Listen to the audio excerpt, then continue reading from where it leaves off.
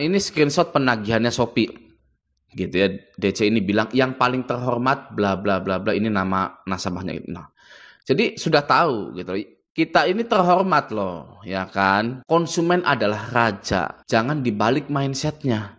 Ya, kebanyakan orang salah mindset tentang perpinjolan. Mereka kira pinjol-pinjol ini adalah rajanya, gitu ya. Kita adalah babunya, gitu. Karena kita pinjam uang. Salah. Kita itu, masyarakat Indonesia itu memberikan keuntungan kepada pinjol tersebut. Sehingga pinjol ini bisa berdiri di Indonesia, gitu loh. Ya, jadi sekali lagi kita adalah rajanya. Oke, nah DC Shopee ini sudah paham gitu ya, yang paling terhormat gitu ya, walaupun sarkas sebenarnya gitu ya. Oke, kita lanjut. Saya tegaskan lagi, silahkan lakukan pembayaran tagihan es pinjam dan SP letter lunas atau dicicil 70% dari total tagihan hari ini.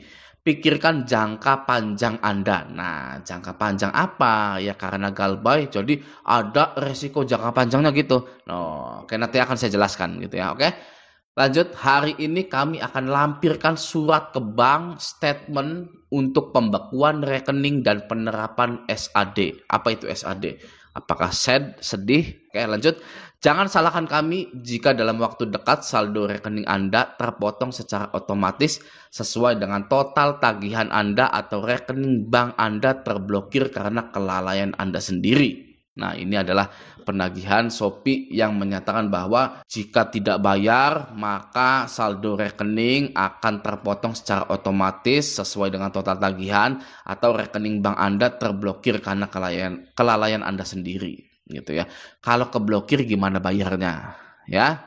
Kalau nasabah diberitahu duitnya akan terpotong di rekening, apakah nasabah ini akan mau menyimpan uangnya di rekening? Tentu tidak. Ya, jadi dari sini pun sudah ketahuan sebenarnya kalau ini hanyalah ancaman belaka. Ya, bagaimana bisa Anda dikasih tahu saya akan debit uang kamu di rekening? Ya, otomatis nasabah ini akan takut untuk memasukkan uang ke rekening. Ya, lalu dia bilang lagi akan memblokir karena kelalaian Anda sendiri, akan memblokir rekening. Kalau mau ngedebit ya tapi rekeningnya diblokir oleh pihak es pinjam atau SP letter, gimana mengauto debit? Nah, itu ya. Sebenarnya dari situ pun sudah ketahuan sebenarnya bahwa ini hanyalah ancaman belaka gitu. Tapi ya kan kita perlu authority, kita perlu kalimat-kalimat formal pihak yang resmi, dalam hal ini adalah bank gitu. Nah, sekarang mari kita cari tahu apakah pinjol-pinjol ini bukan hanya es pinjam gitu ya, yang lainnya pokoknya. Apakah pinjol-pinjol ini bisa mengauto debit atas permintaan pinjolnya? Apakah pinjol ini bisa auto debit tanpa seizin kita? Nah, mari kita cari tahu. Oke, cari tahunya gimana, Bang? Sebenarnya gampang cari tahunya ya. Anda ke Google gini ya, ke Google ini sudah saya siapkan BCA gitu. Anda pakai banknya apa? Misalkan BRI ya, BRI. Misalkan Bank Mandiri ya, Anda ketik saja bank Anda gitu. Oke, lalu Anda buka halaman paling pertama di Google tersebut. Saya sudah membuka BCA. Nah, ini adalah halaman BCA.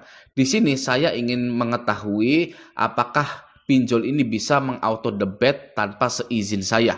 Itu. Nah, caranya adalah dengan menelpon customer service dari Halo BCA tersebut, yaitu 1500888 ya. Kalau Anda banknya BCA, kalau BRI mungkin beda lagi. Ya, ini apa nih? Bentar ya. Nah, Anda telepon ke CS-nya, Anda tanyakan, apakah suatu perusahaan badan pembiayaan seperti leasing, pinjol bisa mengauto debit rekening saya tanpa seizin saya, gitu kan? Nah, ini BRI. BRI kita scroll paling bawah ya, di sini nomor teleponnya 1500017 gitu ya. Tapi saya di BCA saja. Nah, di BCA ini enaknya ada fitur, saya bukan promosi BCA ya, tapi di websitenya ini ada chat. Nah, kita bisa menanyakan perihal tentang auto debit itu di sini. Nama Raja, email rajagalbay@gmail.com. Lalu teleponnya 08 glopong ya sekian. Perbankan. Oke, nah di sini kan produk dan layanan aja ya. Saya bukan robot. Oke, mulai percakapan.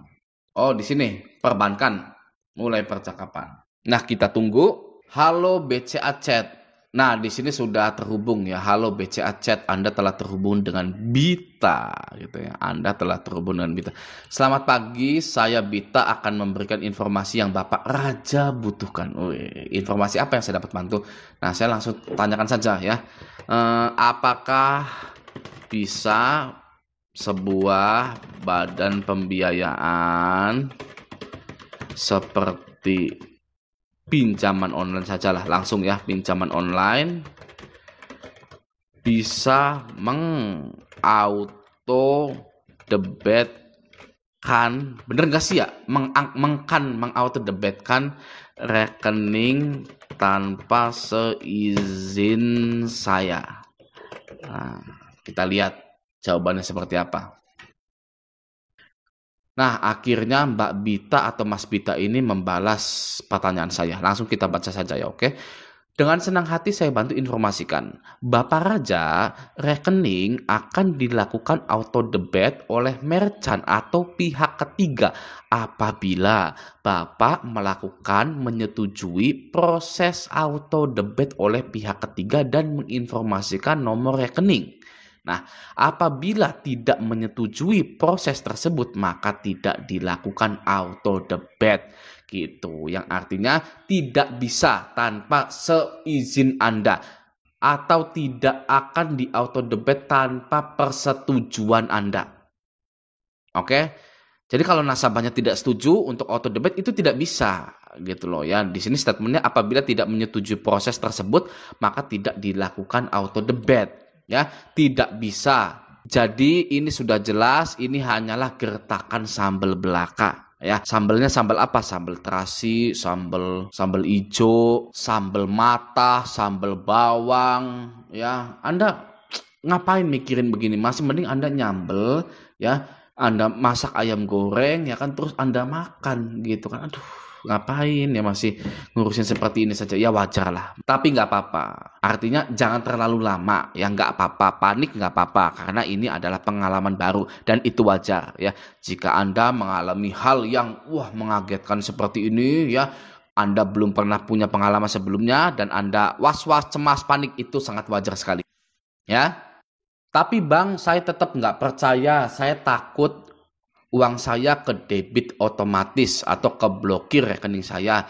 Ya, boleh-boleh saja. Yang harus Anda lakukan adalah membuat rekening baru di bank yang baru lagi. Misalkan Anda tadinya BCA, sekarangnya ke Mandiri, ke BRI, dan lain-lain. Boleh-boleh saja seperti itu ya, karena misalkan Anda takut gitu ya, pinjol sudah mengetahui rekening saya karena rekening saya dipakai untuk transaksi pinjol, untuk menerima duit pinjaman gitu ya. Nah, saya takut tuh Bang.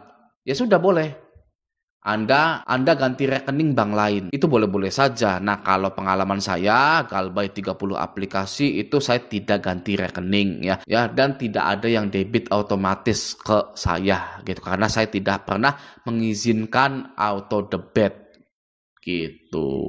Oke ya, jadi silakan Anda mau tetap dengan rekening Anda atau Anda ingin berjaga-jaga. Nah, bagi yang baru Galbay nih biasanya ya Anda silakan saja menyimpan uang di rekening bank yang lain gitu ya. Tunggu 3 bulan, 4 bulan gitu ya. Atau Anda bisa juga mencoba atau ngetes rekening tersebut dengan memasukkan uang 100.000 atau 200.000. Anda diamkan saja apakah auto debit selama 2 bulan, 3 bulan. Jika tidak, ya sudah, tidak akan di auto debit gitu. Oke ya. Nah, Anda juga bisa mencari pengalaman-pengalaman gagal bayar di S-Pinjam, SPayLater, Aku Laku, Kredivo, dan pinjol-pinjol lainnya di grup Facebook Raja Galbay. Di situ banyak yang sudah berpengalaman dalam gagal bayar pinjol-pinjol yang besar-besar juga. Gitu. Ya, silakan gabung di grup Facebook Raja Galbay. Oke? Semoga video ini bermanfaat. Sampai jumpa di video selanjutnya.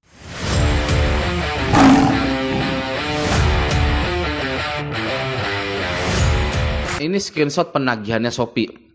Gitu ya. DC ini bilang yang paling terhormat bla bla bla bla, ini nama nasabahnya. Nah, jadi sudah tahu gitu. kita ini terhormat loh, ya kan? Konsumen